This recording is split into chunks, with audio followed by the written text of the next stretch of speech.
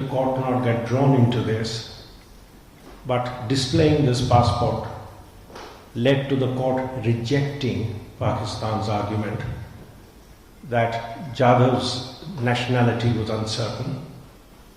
The court said, if you say that there was a passport which you recovered, true or false, the court says if you recovered a passport which you rely on and it was issued by India, you could have had no doubt that he was in India.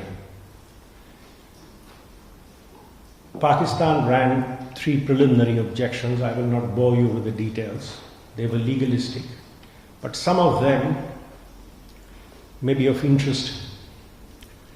In the course of its exchanges with India, where India repeatedly sought consular access, at one stage, based on the extracted confession, which Pakistan played over and over again in the international media, Pakistan told India that they had registered a first information report for those who in India had supported Jadhav in what they alleged was his conduct and his activities in Pakistan. The who's who of India's officialdom was named in that. And at one stage, Pakistan claimed that if India were to allow that, then it would allow consular access. In the ICJ, Pakistan also ran the case that India has not cooperated in this investigation, and therefore India should not be heard to complain of violation of the Vienna Convention. This argument has been rejected. I have a degree of personal satisfaction that a lot of adjectives were used by Pakistan in its submissions.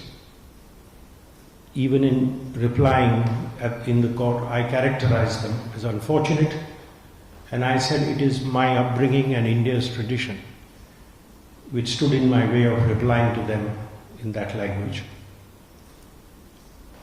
Pakistan had based allegations of what we as lawyers call abuse of process and said that was another ground why India should not be allowed the relief it seeks. That has been rejected. The court has held that Pakistan is guilty of what it, and this is what I have written down when I was hearing the judgment, the court has held that Pakistan is guilty of internationally wrongful acts of a continuing character, and it must cease those acts.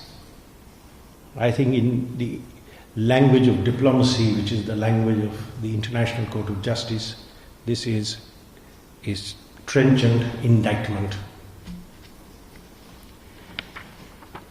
Personally, as a lawyer, I am delighted that the court has upheld our argument that while construing the Vienna Convention, the ICCPR, the Covenant on Civil and Political Rights, must inform its interpretation. All this has led to the court giving us the final relief. We had ambitiously asked for annulment. The court said we can't annul, but they have said that Pakistan has to do everything to make the Vienna Convention right a living reality. They have to allow review and reconsideration. They have rejected the argument that clemency is a form of review and reconsideration. They have not accepted the argument that resort to judicial review in Pakistan courts is good enough. And that is why they have said that you must allow review and reconsideration. As I read the judgment, the critical point of review and reconsideration is that he has to be allowed consular access. He has to be allowed, and the review and reconsideration must take into account the potential prejudice caused to him, the implications of his evidence, and his right to defense. And it is only such review and reconsideration where we or our consulate will not only be allowed to meet him, discuss with him, see the papers, examine the evidence against him, but also arrange for his legal representation. And then there has to be a fair trial. Pakistan's Attorney General asserted that their constitution assures a fair trial. The court has said you must take all steps necessary. What steps you take are of your choice, respecting the sovereignty of Pakistan. But they have said this choice is not a free, unhindered choice. There is what they have used a nice phrase, they have said there's an obligation of result. And that result has to be a fair adjudication after allowing him consular access. And most tellingly, the court has said, you will take all steps necessary, including legislative measures. So Pakistan's repeated assertions that our existing laws are good enough and he can get nothing beyond has not been accepted. So I think I see this judgment with a sense of relief, a sense of gratification. And of course, they have said that till all this is done, there is no question of executing him. So I see this as something which we are very happy with, and I think it is now a good moment for us to help Jadhav get justice, ensure he has a fair trial, and since I know this is a question which all of you must be having in your mind, what if? The answer is, as in the other cases, the way the court judgment is, we can always go back to them if what they give is not a fair trial. Thank you. I just wanted to ask you, sir, is this trial now going to carry out in the military court, or does it have to be in the open court? They have said a fair trial in accordance with the Pakistan Constitution. If it is back in the military court with the same rules where outside lawyers are not allowed, we are not allowed, access is not given, evidence is not given, it will not meet the standards. So either they will have to amend the military law, and they are laying themselves open to the challenge that that trial was not a fair trial as contemplated by the court. That's why I said I'm very gratified as a lawyer that the court has said that the ICCPR must inform the interpretation of the Vienna Convention. So I think if you could just speak a little bit about the timing aspect, because the judges were quite clear about that he should be provided consular access in a timely manner. So what would that involve? Pakistan took 3 months to notify us. First time over, the court has held that was a breach. And I would, as reading this judgment, I think if one were to be graceful, one would write tomorrow and say, please come and meet him. Sir, what is the force of this judgment?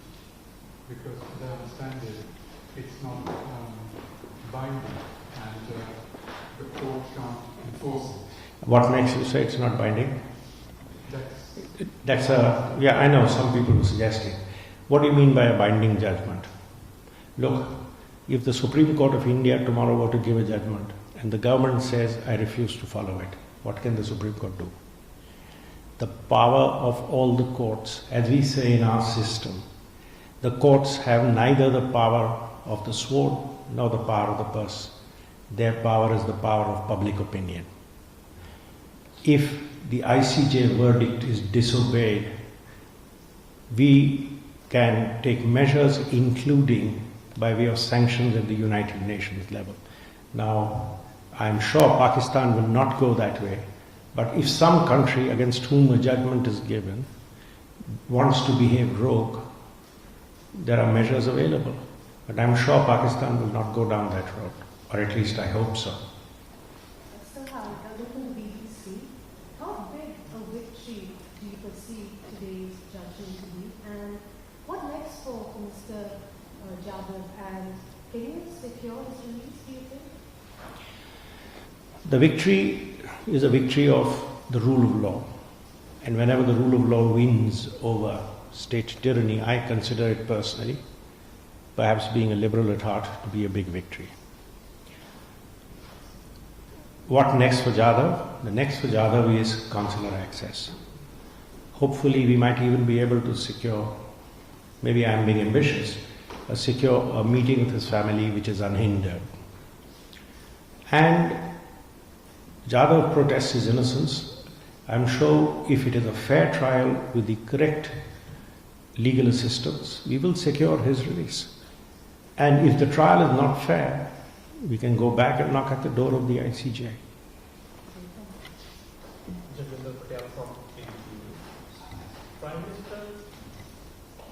Prime Minister of India, Mr. Narendra Modi, a few hours back said that it's justice will be done with Kulbhushan. Do you think it's a beginning? And a big beginning at that. Thank you. Mr. Salve, if Mr. Jadhav is allowed council access, would it be you continuing to present him? Consular access is by the consulate officials.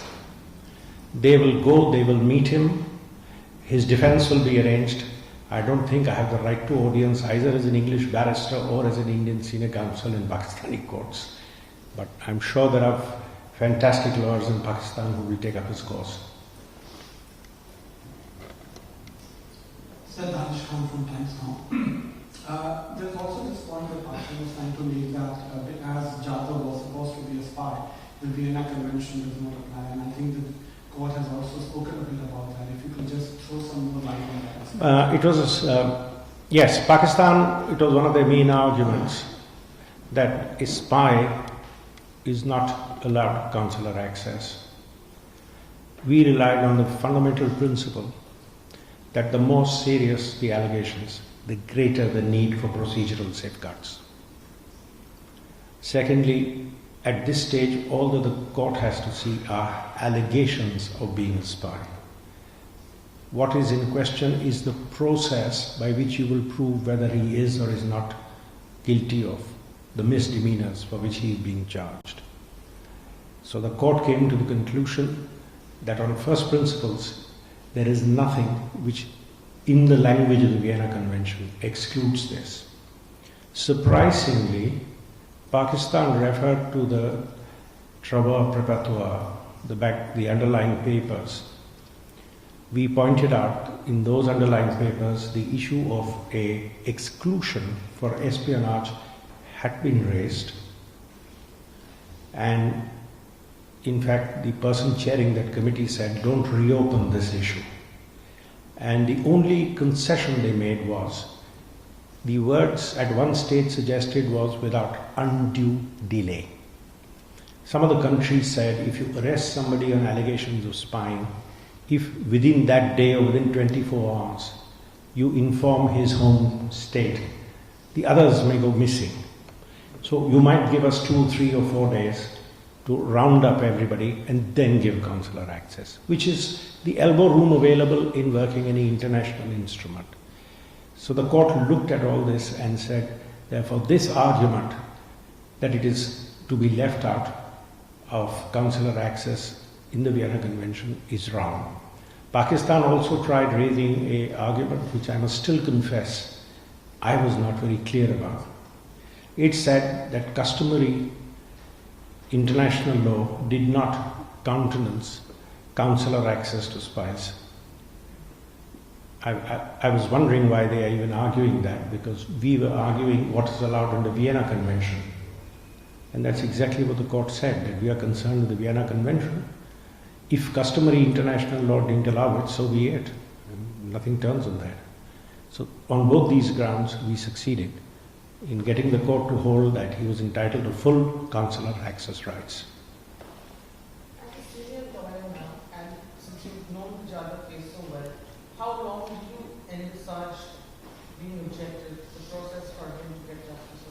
I won't speculate on that. So, two questions. So, what about Jadhav's safety inside the Pakistani jail? That's one. And the second one is, in this case, the civilian was kidnapped from Iran and taken into Pakistan, and he was gone for his own. So, as the person, he was going to sue Pakistan. Sorry, I missed your last bit. Is it possible for him to sue Pakistan for compensation? Well, as far as the first part is concerned, one of the things why consular access was put in the Vienna Convention was, if you are in touch with the person in detention, you can also look after his well-being. And if he is not kept in good conditions, if he is being tortured, if he is being in any way being mishandled in the jail, you can take it up at a country-to-country level. So the very fact that you have consular access acts as a check and safeguard against any abuse in the jail. As far as his allegation that he was kidnapped is concerned, unfortunately we don't yet have an international court where one could sue countries for kidnapping. I've got two questions. What will happen if he doesn't get given consular access? And also, can you explain how Pakistan can carry out an effective review and reconsideration by means of its own choosing? The consular access has to be given. I thought the first part of your question is what happens if he's not given. Well, if he is not given, that's a violation of the order of the ICJ. We can go back to the ICJ and seek further directions if they would help. If a country brazenly defies an ICJ edict, there are other provisions including sanctions by way of sanctions in the Security Council and other international law remedies available. That's the answer to the first part of your question. The second is, the court has made it very clear that their Attorney General said their constitution guarantees a fair trial. They expect Pakistan to do whatever it has to, including appropriate legislative measures to guarantee a fair trial. So Pakistan's conduct is under watch, and if what they do is another farcical attempt, we will, believe me, we'll be back in court. Have you been speaking to the family? What's the family's reaction to today's? I was told to come and speak to you before I speak to anybody else. Was there any word today on the way Pakistan communicates with India on what it's going to do next, given it took about 20-25 days for them to report officially that they had arrested Mr. Jadhav? I don't know. I mean, as we had to do, and that's why I was late by half an hour, we had to get back on our desk and sort of try and understand the judgment from what we had scribbled or what we saw on the screen and try and understand its implications. I'm sure they will have a lot more work to do. We are watching as to what they do. They are the ones who have to now take measures. So they are the ones who will have to work out a path forward. I was told that there is some press release from Islamabad saying that they will respect the judgment of the court. I may not be using the same words which are there in the press release, something to that effect.